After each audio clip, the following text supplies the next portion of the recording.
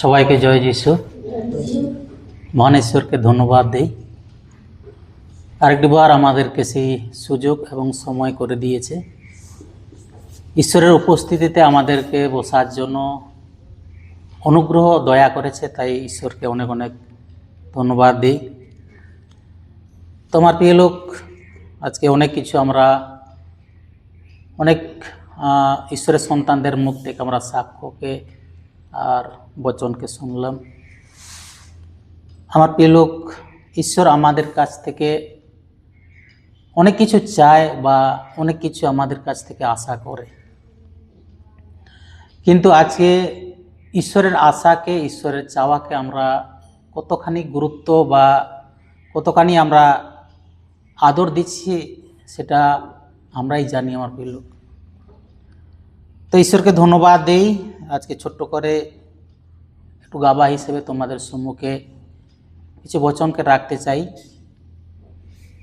আমি জানি, বিশ্বাস করি এই বচনের দ্বারা তোমরা আশীর্বাদ হবে, আমিও আশীর্বাদ হব। তো আমার প্রিয় লোক, আজকে পৃথিবীতে অনেক প্রকারের মানুষ আজকে দেখতে পাওয়া যায়। অনেক প্রকারের ব্যভিচারী করার ব্যক্তি, চুরি করা ব্যক্তি, খুন করা ব্যক্তি, অনেক ব্যক্তি আজকে পাওয়া যায়। কিন্তু পরমেশ্বর আমাদের কাছ থেকে এক উত্তমতা বিষয়ে চায় কি আমরা সেই মতো আমরা জীবনযাপন করতে পারি, আর সেই মতো আমরা জীবনযাপন করে আমরা পৃথিবীর লাস্ট সীমা অবধি আমরা গাবাই হয়ে দাঁড়াতে পারি। ঈশ্বর আমাদের কাছ থেকে এটাই চায়।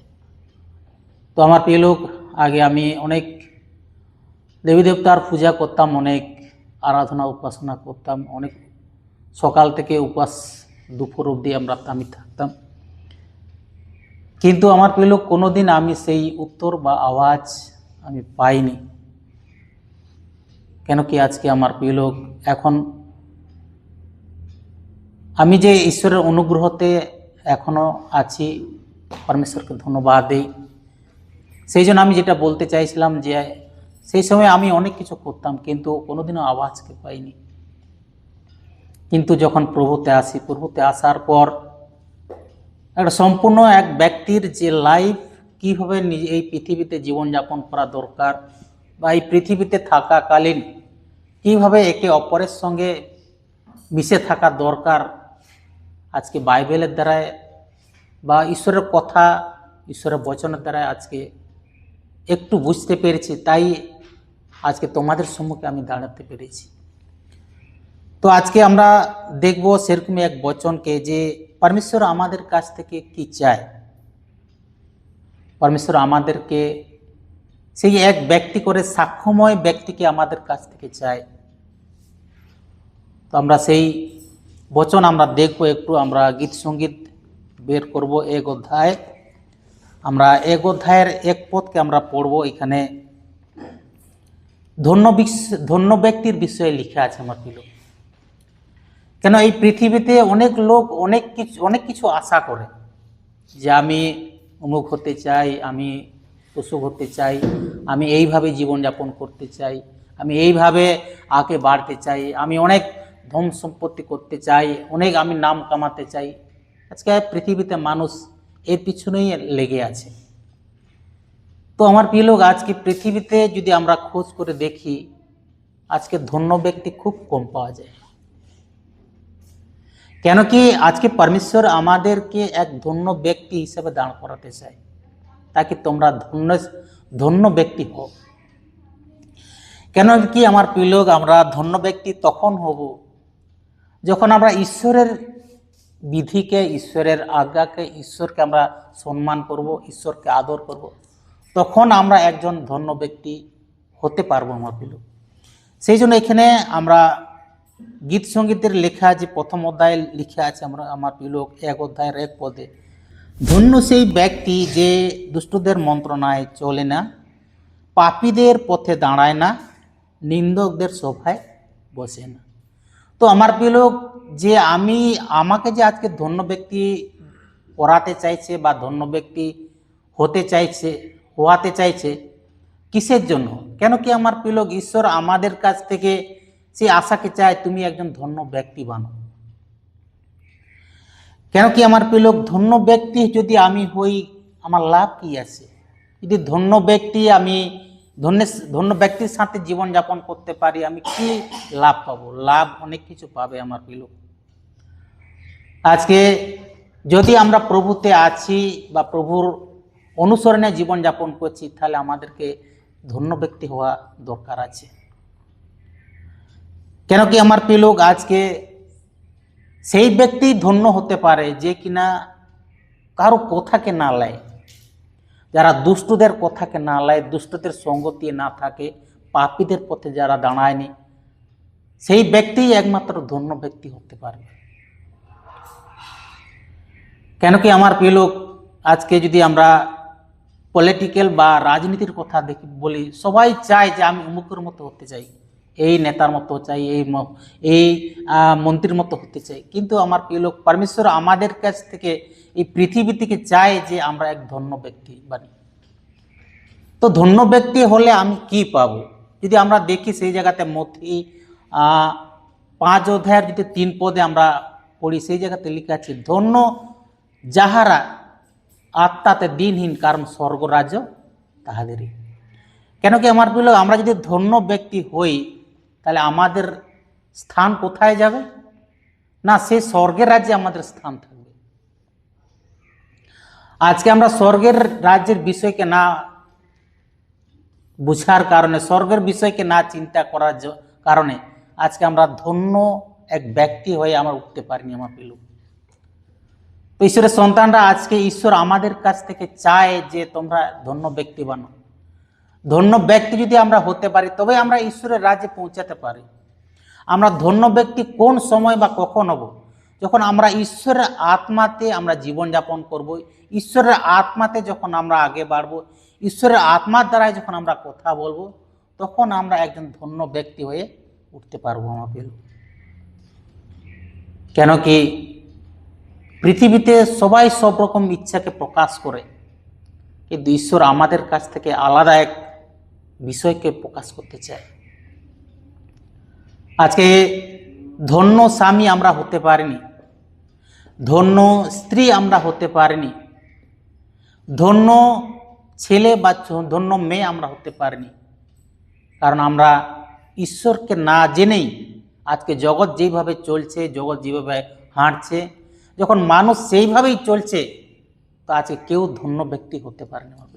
লেকিন বাইবেলের অনুসারে, বাইবেলের বিধির অনুসারে, বাইবেলের কথার অনুসারে যদি আমরা জীবনযাপন করি, তাহলে একজন আমরা ধন্য ব্যক্তি হতে পারব। হালেলুয়া। তো সেই জন্য আমার প্রিয়, আমরা যদি প্রকাশিত বাক্য আমরা বের করি, সেখানে ওই ধন্যর বিষয় লিখা আছে। প্রকাশিত বাক্যর 1 অধ্যায়ের 3 পদে ওই ধন্যর বিষয়ে লিখা আছে। ধন্য সেই ব্যক্তি, আমরা পড়বো একটু প্রকাশিত বাক্য কি লিখা আছে সেই জায়গাতে।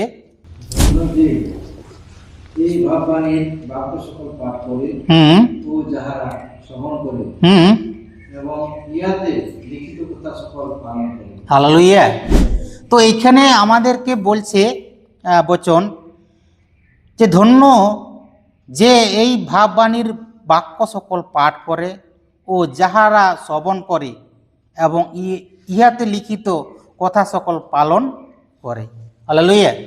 তো আমার প্রিয় লোক, আমরা কখন ধন্য ব্যক্তি হব? যখন আমরা বাইবেলের কথাকে আমরা মান্য করব, বাইবেলকে আমরা পাঠ করব, বাইবেলের কথাকে আমরা শুনব, তবেই আমরা ধন্য ব্যক্তি হতে পারব। আজকে আমাদেরকে যেমন ভবনে আমরা দেখাই বা চার্চের মধ্যে আমরা দেখাই যে সত্যি একজন ধন্য ব্যক্তি, আমার চার্চের শুধু দেখানো নয়, ভবনের মধ্যে দেখানো নয় আমার প্রিয়, আমাদেরকে ঘরেও সেই ধন্য ব্যক্তি হয়ে দেখাতে হবে। এমনকি গ্রামের মানুষের কাছেও আমাদেরকে ধন্য ব্যক্তি হয়ে দেখাতে হবে। সো আমার প্রিয় লোক, আজকে ছোট্ট করে একটা গাওয়াই দেই। কেন কি আমার পরিবার এই পৃথিবীতে যারা আছে, যে কুল্লি বংশ 12 ভাই আমরা আছি, তিন ভাইয়ের 12 ভাই আমরা আছি। তো সবাই আমার প্রিয় লোক, প্রথম যখন আমি প্রভুতে আসি, প্রভুতে যখন থাকি, প্রভুর আরাধনা উপাসনা করি, তো আমাকে ওই বংশের মধ্যে আমাকে কি করে বিচার করে এবং একঘোটা করে দেয়। তো আমার প্রিয় লোক, আমি পরমেশ্বরের কাছে অনেক বলি বা অনেক কাঁদতে থাকি, অনেক প্রার্থনা করতে থাকি। তো আমার প্রিয় লোক, সেই দূরত্ব আমাদের অনেক দূরত্ব হয়ে যায়। তো আমি যখন ঈশ্বরের কাছে প্রার্থনা শুরু করি, প্রার্থনা করতে করতে করতে করতে ঈশ্বর এমন এক অনুগ্রহকে দেয় আমার প্রিয় লোক। আজকে সেই 12 ভাই বা 12 পুরো ফ্যামিলি, যে আমাদের মধ্যে যত কুলডি বংশ আছে, সমস্ত ফ্যামিলি আজকে কী করে আমাদের সঙ্গে কথা করে এবং সব কিছু আদান প্রদান হয়। কিন্তু আমার প্রিয়, সেই সময় এক দিদি একটা কথা বলল যে এই বংশের মধ্যে আমি এক ব্যক্তিকে দেখলাম, সেই ব্যক্তি, তার মধ্যে কোনোদিন ছল নাই, তার মধ্যে কোনোদিন ঝগড়া নাই, তার মধ্যে কোনোদিন হিংসা নাই, তার মধ্যে কোনোদিন কারোর সঙ্গে বিবাদ করেনি, কেউ তাকে মারলে, কেউ তাকে কথা বললে সে কোনোদিনও উত্তর দেয়নি। তো এখানে আমার প্রিয় লোক, একটা ধন্যর বিষয় একটা বেরিয়ে আসছে। তো সেই দিদি বলছে, আমি একমাত্র অমুক ভাইকে আমি দেখলাম, তার হৃদয়টা একবারে নরম, সে কোনোদিনও কাউকে, কোনো দাদার উপরে কথা বলেনি, কোনো বৌদির উপরে কথা বলেনি, কারোর সঙ্গে ঝগড়া করেনি। অথচ আমি আমার প্রিয় লোক 12 ভাইয়ের মধ্যে আমি সবার চেয়ে ছোট। কেন কি আমার প্রিয় লোক, ঈশ্বর আমাদেরকে এক আলাদা ব্যক্তি বানাতে চায়, যে ব্যক্তি কিনা জগতের মধ্যে পাওয়া যায় না। সেই ব্যক্তি হয়ে আমাদেরকে ঈশ্বর চায় এই পৃথিবী থেকে সেই ঈশ্বর চায় যে আমরা সেই ব্যক্তি হয়ে উঠতে পারি। তো আজকে আমার প্রিয় লোক, আমি একটা কথা বলতে চাইছি যে আমাদের ব্যবহারের দ্বারায়, আমাদের আচরণের দ্বারায়, আমাদের কথার দ্বারায়, আমাদের বলির দ্বারায় আজকে ঈশ্বরের নাম নিন্দিত হচ্ছে, ঈশ্বরের নাম উঠছে নি, ঈশ্বরের মহিমা হচ্ছে নি, কিন্তু আমাদের দ্বারায় আজকে ঈশ্বরের নাম নিন্দিত হচ্ছে। কেন আমার প্রিয় লোক? কেন কি আমরা সে ধন্যর বিষয়ে এখন আমরা বুঝে উঠতে পারিনি, আমরা কাউকে বুঝাতেও আমরা পারছি না।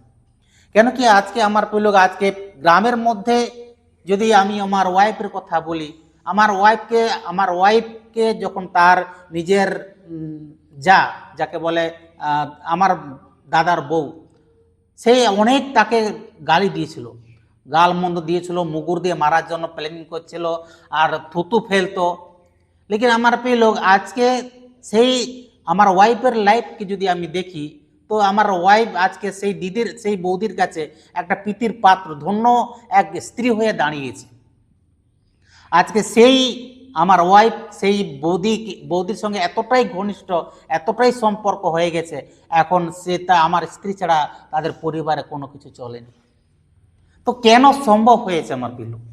কেন কি সেই সময় যদি আমার স্ত্রী ঝগড়া করতো, কি তার সঙ্গে মারামারি করতো, কি অনেক কিছু কথাবার্তা বলতো, কি সেই আমার স্ত্রী একটা সাক্ষ্য হয়ে দাঁড়াতো না? তো আমাদের কাছ থেকে পরমেশ্বর এরকমই একজন সাক্ষ্যময় জীবন যাপনের জন্য এক ব্যক্তিকে চায়, তাকে তুমি একজন সাক্ষ্য বানো। সেই জন্য ঈশ্বর তো বলে, আমি পৃথিবীর লাস্ট সীমা অবধি আমি তোকে সাক্ষ্য করে দাঁড় করিয়ে রাখবো। কেন এই কথা বলে? কেন কি আমাদের কাছ থেকে পরমেশ্বর এক উত্তমতা বিষয়কে চায়, একটা পার্সোনাল, যে এক ব্যক্তি, ধন্য ব্যক্তির লাইফকে আমাদের কাছ থেকে চায়, তাকে আমরা ধন্যভাবে জীবনযাপন করতে পারি। হালেলুয়া। তো সেই জন্য আমার প্রিয় লোক, আমরা আরো ধন্য ব্যক্তি যদি আমরা দেখি, আমরা হিতোপদেশ যদি বের করব, হিতোপদেশ 3 অধ্যায়ের 13 পদে সেই ধন্য ব্যক্তির বিষয়ে লিখা আছে। 13 পদে লিখা আছে, ধন্য সেই ব্যক্তি যে প্রজ্ঞা পায়, সেই ব্যক্তি যে বুদ্ধি লাভ করে। তো আমার প্রিয় লোক, আজকে জ্ঞানের কথা এখানে বলা যাচ্ছে। আজকে আমরা ঈশ্বরের জ্ঞান আমাদের মধ্যে কতখানি আছে আমরা নিজেরা জানি আমার প্রিয় লোক। আজকে ঈশ্বরের জ্ঞান আমাদের কাছে না থাকার জন্য আজকে আমরা সেই ধন্য ব্যক্তি হতে পারি। কিন্তু এখানে কি বলছে? ধন্য সেই ব্যক্তি প্রজ্ঞা পায়, অর্থাৎ জ্ঞান পায়। আজকে ঈশ্বরের জ্ঞান আমাদের মধ্যে অনেক কম আছে। ঈশ্বরের স্বভাব আমাদের মধ্যে অনেক কম আছে, ঈশ্বরের বলি আমাদের মধ্যে অনেক কম আছে, ঈশ্বরের বচন বা ঈশ্বরের কথা আমাদের হৃদয়ের মধ্যে অনেক কম আছে। সেই জন্য আজকে হিতোপদেশ আমাদেরকে শিখাতে চাইছে। কি বলছে এখানে হিতোপদেশ পুস্তক দিয়ে, যে তোমরা ধন্য ব্যক্তি হও, ধন্য সেই জ্ঞানবান ধন্য ব্যক্তি হও। হিতোপদেশ 8 অধ্যায়ের 34 পদকে যদি আমরা দেখি, ধন্য সেই ব্যক্তি যে আমার কথা শুনে, যে দিন দিন আমার দ্বারে জাগ্রত থাকে, আমার দ্বারে চৌকাঠে থাকিয়া অপেক্ষা করে। হ্যাঁ, হালেলুয়া। তো এখানেও 3টা বিষয় লিখে আছে আমার বিল। গীত সঙ্গীত প্রথম অধ্যায়ে আমরা দেখলাম 3টা বিষয় লিখে আছে, আর এখানেও আমরা 3 বিষয়কে দেখতে পাচ্ছি। ধন্য সেই ব্যক্তি, কোন ব্যক্তি ধন্য হবে? এখানে লিখা আছে যে আমার কথাকে শুনে, অর্থাৎ ঈশ্বরের কথাকে যে শুনে সেই ধন্য ব্যক্তি। আর এখানে কি বলছে? যে ধন্য সেই ব্যক্তি যে দিন দিন ঈশ্বরের দুয়ারের কাছে জাগ্রত থাকে। আর একটা বিষয় কি বলছে? ধন্য সেই ব্যক্তি যে ঈশ্বরের চৌকাটের কাছে হার সময় নিজেকে নত করে থাকে। আমার প্রিয় লোক, আজকে যখন ঈশ্বরকে না জানতাম, ঈশ্বরের পরাক্রমকে না জানতাম, যখন আমরা জগৎ যেভাবে চলছে, জগতের রীতিরিবাজ যেভাবে চলছে, জগতের মানুষ যেইভাবে জীবনযাপন করছে, যখন আমরা সেইভাবে জীবনযাপন করতাম, আমরা অনেক চৌকাটের কাছে, অনেক দ্বারের কাছে, অনেকের কাছে আমরা মাথাকে ঠেকতাম, হ্যাঁ না? আর সেইখানে যখন আমরা করতাম, সবাই বলতো ধন্য সেই মেয়েটা, শুধু কি করে সারাদিন উমুকের কাছে, উমুক দেবতার কাছে কি করে সে মাথা নত করে থাকে। হালেলুয়া। কিন্তু যদি তাকে ধন্য ব্যক্তিও বলা যায়, কিন্তু তার উপর থেকে তাকে ধন্য ব্যক্তি বলা যায়, কিন্তু হৃদয়ে সমস্ত কি আছে? নোংরায় পরিপূর্ণ আছে, তাকে ধন্য ব্যক্তি বলা যায় না। কিন্তু ঈশ্বর আমাদেরকে সেই ধন্য ব্যক্তি বানাতে চায়, যে কিনা উপর থেকেও ধন্য আর হৃদয় থেকেও ধন্য। সোমার পিলুক, সেই জন্য এক দাস খুব সুন্দর বলে, আজকে খ্রিস্টীয় পরিবার যারা আমরা আছি, ঈশ্বরের সন্তানরা আমরা যারা আছি, আমাদের রূপ 2 রকমের হয়। বাহারি রূপ একরকম আর ভিতরের রূপ একরকম। কিন্তু ঈশ্বর আমাদেরকে তার কাছ থেকে এই 2 রকম রূপ চায় না, আমাদেরকে ধন্য ব্যক্তি তো ধন্যই হতে হবে। ধন্য আমাদেরকে যেন লোক দেখে বলতে পারবে, হ্যাঁ ধন্য এই ব্যক্তি, তার চাল চলন পবিত্র। ধন্য এই ব্যক্তি যে কথা বলায় মানে কথা বলায় নম্র। ধন্য এই ব্যক্তি যে কি করে সবাইকে ভালোবাসতে পারে। এই ধন্য ব্যক্তিটা আমাদের কাছ থেকে নয়, লোকের কাছ থেকে যেন আমরা শুনতে পাই, কারণ আমাদেরকে দেখে যেন ঈশ্বরের মহিমা যেন পর মানুষও করতে পারে। আজকে ধন্য ব্যক্তি আমাদেরকে বনতে হবে। আমার প্রিয়, আমি কতটা ঈশ্বরের আরাধনা করতে পারি, কতটা ঈশ্বরের বচনকে বলতে পারি, আমি অনেক লোককে সুস্থ করতে পারি বা অনেক লোককে আমরা চাঙ্গাই করতে পারি, এটা তো পরমেশ্বরের কাজ। পরমেশ্বর তার নিজের আত্মার দ্বারাই কাজ করে। লেকিন আমার প্রিয় লোক, ঈশ্বর আমাদের কাছ থেকে সেটার চেয়েও আরো উত্তমতা বিষয় চায়, সেটা হচ্ছে ধন্য ব্যক্তি। আমার প্রিয় লোক, ধন্য ব্যক্তি হতে হবে আমাদের। এই 5 অধ্যায়, মথি 5 অধ্যায় ধন্য বিষয়ে অনেক কিছু লিখে আছে। ধন্য সেই জায়গাতে আমরা যদি একটু পড়ে আমরা শেষ করব। ধন্যর বিষয়ে অনেক কিছু লিখে আছে। আমরা মথি 5 অধ্যায় বের করব। ধন্য যাহারা আত্মাতে দিয়ে নিন, কারণ স্বর্গরাজ্য তাহাদেরই। ধন্য যাহারা শোক করে, কারণ তাহারা সান্ত্বনা পাইবে। ধন্য যাহারা মৃদুশীল, কারণ তাহারা দেশের অধিকারী হইবে। ধন্য যাহারা ধার্মিকতায় জন্য তাড়িত ও তৃষিত, কারণ তাহারা পরিতৃপ্ত হইবে। ধন্য যাহারা দয়াশীল, কারণ তাহারা দয়া পাইবে। ধন্য যাহারা নির্মলান্তকরণ, কারণ তাহারা ঈশ্বরের দর্শন পাইবে। এই লাস্টের বচনটা আমার অনেক প্রিয়। আমার লোক এখানে বলছে ধন্য তাহারা, যাদের হৃদয় একবারে মোমের মতো, এক পাঁকের মতো, তো সেই হৃদয়ের মধ্যে কোনো মানে ছলনা নাই, বঞ্চনা নাই, কোনো রাগ নাই, হিংসা নাই, জ্বলন নাই, কোনো চর্চা নাই। সেই রকম যদি হৃদয় আমরা করতে পারি আমার প্রিয় লোক, আমরা ঈশ্বরের দর্শনকে দেখব। এই বচনটা আমাকে বেশিরভাগ অনেক সময় কি করে, মানে উৎসাহিত করে। আমি মনে মনে ভাবতে থাকি, আমার যদি সেরকম হৃদয় হয়, আমি ঈশ্বরের দর্শনকে দেখব। আমার প্রিয় লোক, হতে পারে তুমি আরাধনা অনেক সুন্দর করছো, আরাধনাতে ছুটকারাটা মিলে গেছে, তুমি আরাধনা করছো, কেউ বা অসুস্থ ব্যক্তি সুস্থতা লাভ করলো, চাঙ্গাই হলো, লেকিন তুমি যদি তোমার অন্তর যদি ঠিক থাকে, নির্মল থাকে আমার প্রিয় লোক, তুমি ঈশ্বরের দর্শনকে দেখবে। সেই জন্য তো মুসার জীবন কাহিনী যদি আমরা দেখি, মুসা ঈশ্বরের সামনাসামনি করে কথা করছিল। কারণ মুসার মধ্যে কোনোদিনও কি ছিল না, মানে রাগ, হিংসা, জ্বলন কিছুই ছিল না। সেই জন্য ঈশ্বরের দর্শনকে সে পায়। আমার প্রিয় লোক, যাকব হতে পারে ছলপূর্বক তার ভাইয়ের সমস্ত আশীর্বাদকে নেয়, লেকিন সেও ঈশ্বরের দর্শনকে পায়। তাহলে ভাবো আমার প্রিয় লোক, তাদের হৃদয় কেমন ছিল।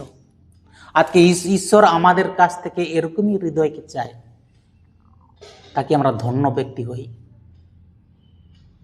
আমার প্রিয় লোক, আমি একটা কথা বলতে চাই, ঈশ্বরের সন্তানরা, আজকে আমাদেরকে ধন্য ব্যক্তি হতে হবে। আমরা চার্চে তো অনেক সুন্দর দেখাই, চার্চে আমরা 1 ঘন্টা 2 ঘন্টা আমরা দেখাতে থাকি, কিন্তু বাকি 12 ঘন্টা, বাকি 10 ঘন্টা আমরা সংসারে থাকি, গ্রামের মধ্যে থাকি, সংসারের মধ্যে থাকি, স্বামী স্ত্রীর মধ্যে থাকি, আমরা পরিবারের মধ্যে থাকি। সেই জায়গাতে ধন্য ব্যক্তি বানো। আমার প্রিয় লোক, আমার পরিবারের একজন গাওয়াই দিচ্ছে, ধন্য তোদের ছেলেগুলো। কেন? আমি অনেক ছেলেদেরকে দেখেছি। আজকে আমার এক ভাই বলতেছে যে আমার একজন কাকার ছেলে কলকাতায় ছিল, কলকাতা থেকে যখন ঘর আসে যেন আমাদের সঙ্গে বিহেভ করছে, কিরকম আমাদেরকে চিনেনি, দেখেনি, সেইভাবে আমাদের সঙ্গে কি করছে, ব্যবহার করছে। লেকিন ধন্য তোদের ছেলে দুটো। তোর ছেলেও কলকাতায় থাকে, এসে যখন আমাকে জিজ্ঞেস করে মামা কেমন আছো, আমার গর্ভে হৃদয়টা ফেটে যাচ্ছে। তখন একেই বলে ছেলে। কেন কি আমার প্রিয় লোক, আমাদেরকে সেইভাবে আমাদের সন্তানদেরকে শিখাতে হবে। আমি মনে করি এখনো আমাদের 2 ছেলেকে আমি সঠিকভাবে শিখাতে পারিনি। চেষ্টা করি আপ্রাণ তোমরা এইভাবে ব্যবহার করবে। বড়রা যখন কথা বলে তোমরা চুপ থাকবে। কেউ যদি তোমাকে গাল দিচ্ছে, বড় চুপচাপ থাকবে। ভালো ব্যক্তি বানাতে দরকার। আমার প্রিয় লোক, তুমি যেইভাবে জীবনযাপন করবে, যেইভাবে বাড়ির মধ্যে তুমি জীবনযাপন করবে, তোমার জীবনযাপনই তোমাকে সাক্ষ্য করে দাঁড় করে দিবে। ধন্য ওই পরিবার, ধন্য ওই ব্যক্তিরা, ধন্য ওই ব্যক্তি। তখন আমাদেরকে সাক্ষ্য দিতে হবে না, সাক্ষ্য অন্য লোক আমাদের হয়ে দিবে। আমার প্রিয় লোক, ধন্য বৌড়ি বানো। আজকে ধন্য ব্যক্তি কেউ হতে চায় না। সেই জন্য কী করতে হবে? কামাতে হবে, ফলে ফলবান হতে হবে। সেই জন্য অনেক কষ্ট ভোগ করতে হবে। অনেক লোক অনেক কিছু বলবে। আজকে যেমন কাকু বলে দিয়ে গেল, তো আমাদেরকে অনেক লোক অনেক কিছু বলবে, কিন্তু আমাদেরকে সব কিছু নত করে আমাদেরকে আগে বাড়তে হবে। আমার প্রিয় লোক, সাক্ষ্য হয়ে দাঁড়াও। আজকে আমাদের জীবনে সাক্ষ্য নাই। যদি আমরা সাক্ষ্য হয়ে দাঁড়াতাম, আমাদের সাক্ষ্য আমরা নিজেদেরকে নিজে বলতে হতো না, আমাদের সাক্ষ্য অন্যরা দিত। আমার বংশের পরিবারের লোক বলে, আজ পর্যন্ত আমি এটা ঘমন্ডি বলতে পারো, আমি আজ পর্যন্ত ঘমন্ডের সাথে বলতে পারি, আমার 12টা বৌদি আছে, 12টা বৌদি। আমার 12টা বৌদির সঙ্গে আমি কোনোদিনও আজ পর্যন্ত কি করিনি, খারাপ ব্যবহার করি। আমাকে সম্মান করে, আদর করে, ভাই হিসেবে আমাকে কি করে আদর করে। আমার পিলু, আমার আমার যে ওয়াইফ, 12 ভাইয়ের ছোট, আমরা ছোট। অনেক বৌমাকে অনেক কিছু বলে, অনেক রকম অনেক কিছু বলে, লেকিন আমার স্ত্রী যখন তাদের সামনে দাঁড়িয়ে যায়, তারা অনেক ভেবে চিন্তে কথা বলে, নমুনাবান। আজকে পৃথিবীতে প্রভু যীশু খ্রিস্ট সাক্ষ্যময়ে, নমুনাময় জীবন কাটিয়ে আজকে ঈশ্বরের রাজ্যে পৌঁছে ঈশ্বরের ডান দিকে বসে আছে। ঈশ্বরের পুত্র প্রভু যীশু খ্রিস্ট এই জন্যই আমাদেরকে মনোনীত করেছে, তাকে আমরা সাক্ষ্যময় জীবন যাপন এই পৃথিবীতে করে আমরা অনন্ত রাজ্যে যেন প্রবেশ করতে পারি।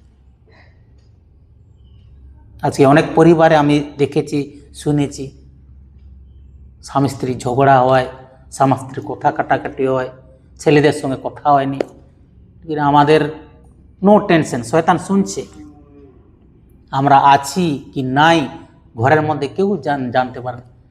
পরিবারের 2 পরিবার, আমাদের দাদারাই আছে 2 পরিবার, আমরা যখন চুপচাপ ঘরের মধ্যে থাকি, তারাই চিল্লি হাং মারতে থাকে, আরে কোথা গেল রে অমুক, কোথা গেল রে অমুক, তোদেরকে শুনতে পাইনি যে তোরা আছো কি নাই। সোমার পেল, আমাদেরকে সেইভাবে মানতে হবে। যদি তুমি সাক্ষ্যময় জীবন কাটাতে পারো তবে তুমি সাক্ষ্য দিতে পারবে, আর যদি সাক্ষ্যময় জীবন না কাটাতে পারো তুমি কোনোদিনও সাক্ষ্য দিতে পারবে না। সোমার পেল, তার জন্য অনেক বলিদানকে দিতে হবে, তবেই আমরা সেই জায়গাকে আমরা লাভ করতে পারবো। যীশু খ্রিস্ট এমনি সেই জায়গাকে লাভ করেনি। পৌলুস এমনি সাহসের সাথে বলতে পারেনি যে আমার জন্য এর মুকুট তুলা আছে। কেন বলতে পারছে পৌলুস? কারণ এই পৃথিবীতে সে সাক্ষ্যময় জীবনকে কাটিয়ে দেখিয়েছে। আমার প্রিয়, যীশু মাসিও সাক্ষ্যময় জীবনকে কাটিয়ে দেখেছে। আজকে পৃথিবীতে আমাদেরকেও চায় পরমেশ্বর এইভাবে জীবন কাটাতে পারি। আমার প্রিয়,